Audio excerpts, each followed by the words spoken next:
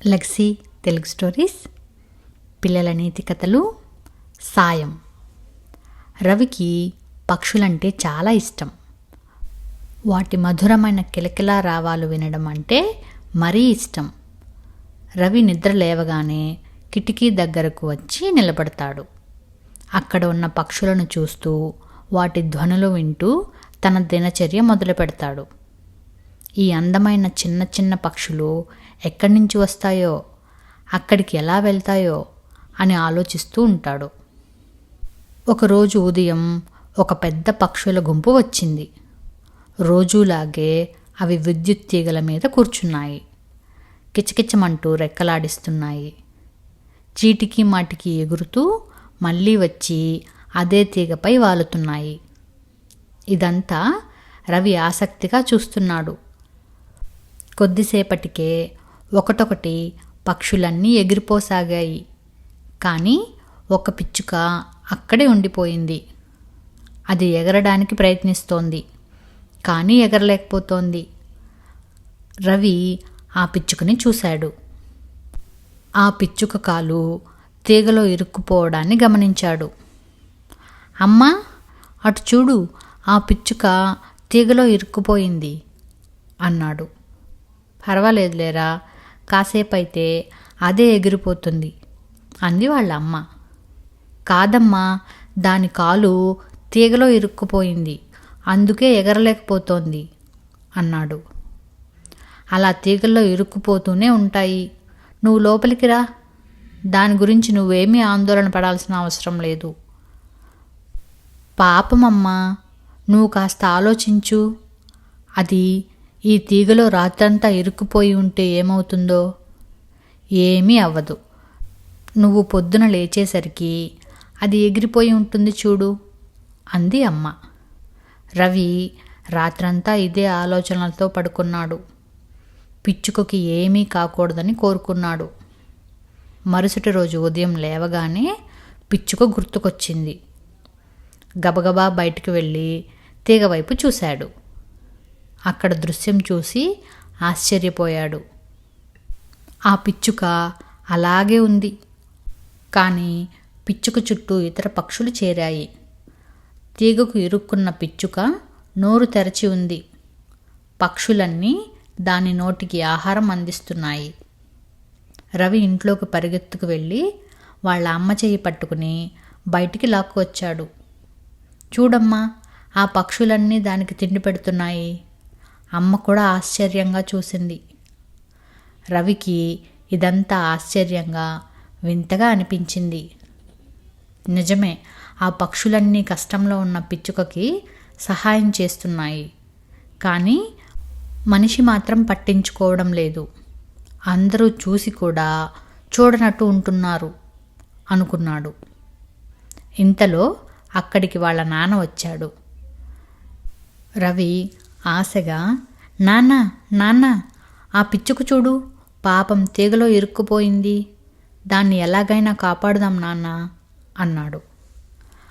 ఆ తీగలు చాలా పైకి ఉన్నాయిరా, దానిపైకి ఎక్కడం చాలా కష్టం, అందులోనూ కరెంటు తీగలు. మరి దాన్ని ఎవరు కాపాడుతారు నాన్న అడిగాడు రవి. ఆ పిచ్చుకను కాపాడాలంటే ఒకటే మార్గం. ఎవరైనా విద్యుత్ సరఫరా ఆఫీస్కు వెళ్ళి విద్యుత్ సరఫరా ఆపివేస్తే దాన్ని రక్షించవచ్చు. అది కూడా విద్యుత్ ఆఫీసు వాళ్ళే వచ్చి చేయాలి.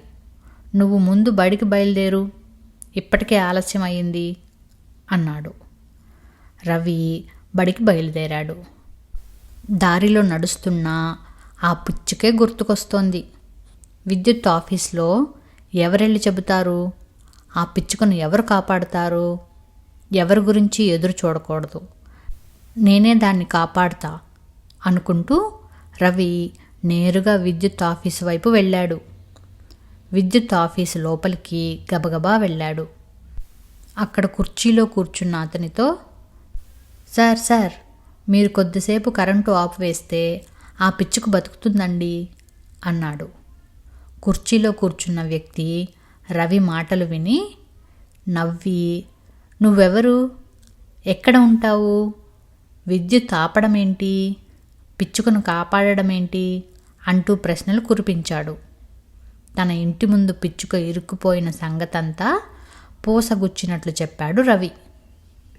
రవి చెప్పిందంతా విని ఆ వ్యక్తి, నువ్వు ఎవరి అబ్బాయివి, మీ ఇల్లు ఎక్కడో చెప్పు, నేను మనిషిని పంపుతానులే, నువ్వు ఇంటికి వెళ్ళు అన్నాడు. సార్, నేను రాఘవ గారి అబ్బాయిని, మేము పోస్ట్ ఆఫీస్ వీధిలో ఉంటాం, మీ వాళ్ళని తొందరగా పంపండి, పాపం ఆ పిచ్చుక అరుస్తుంటే ఏడుస్తున్నట్లు ఉంది అన్నాడు. అతను నవ్వుతూ అలాగే అన్నాడు. రవి ఇంటికి వచ్చేశాడు. సాయంత్రం అయ్యింది. ఇంకా ఎవరూ రాలేదేంటి, అసలు వస్తారా రారా, ఎవరూ రాకపోతే ఆ పిచ్చుక చనిపోతుంది కదా. ఇలాంటి ఆలోచనలు రావడంతో రవి కళ్ళల్లో నీళ్లు గిర్రున తిరిగాయి. ఏరా రవి, ఆడుకుందాంరా అని రవి అక్క పిలిచింది. నేను రాన్పో అని మంచం మీద పడుకున్నాడు. పిచ్చుక గురించే ఆలోచిస్తున్నాడు. కొంతసేపటికి, రవి, నీకోసం ఎవరో వచ్చారు చూడు అంటూ అమ్మ పిలిచింది. రవి బయటకు వచ్చాడు. ఎదురుగా విద్యుత్ ఆఫీసులో పనిచేసే వ్యక్తి, అతనితో పాటు నిచ్చెనతో మరో మనిషి. రవి కళ్ళు ఆనందంతో మెరిశాయి. వచ్చేశారా, రండి సార్. ఆ వ్యక్తి నవ్వుతూ, విద్యుత్ ఆపు చేశాంలే, పిచ్చుకను రక్షిద్దాం, నువ్వు కూడా రా అన్నాడు. అందరూ కలిసి బయటకు వెళ్ళారు. వచ్చిన వ్యక్తి నిచ్చెన వేసుకుని పైకి ఎక్కి జాగ్రత్తగా పిచ్చుక కాలుని తీసి విడిపించాడు. కిందకి దిగివచ్చి ఆ పిచ్చుకను రవి చేతిలో పెడుతూ, ఇదిగో నీ పిచ్చుక బతికే ఉంది, సంతోషమే కదా అన్నాడు. రవి ఆత్రంగా ఆ పిచ్చుకను చేతిలోకి తీసుకున్నాడు. మెల్లగా దాన్ని నేల మీద వదిలిపెట్టాడు. పిచ్చుక ఎగరడానికి ప్రయత్నించింది, కానీ కొద్దిగా పైకి ఎగిరి కింద పడిపోయింది. కుంటుతూ నడిచింది. కొద్దిసేపటికి అది మళ్ళీ ఎగరడానికి ప్రయత్నించింది.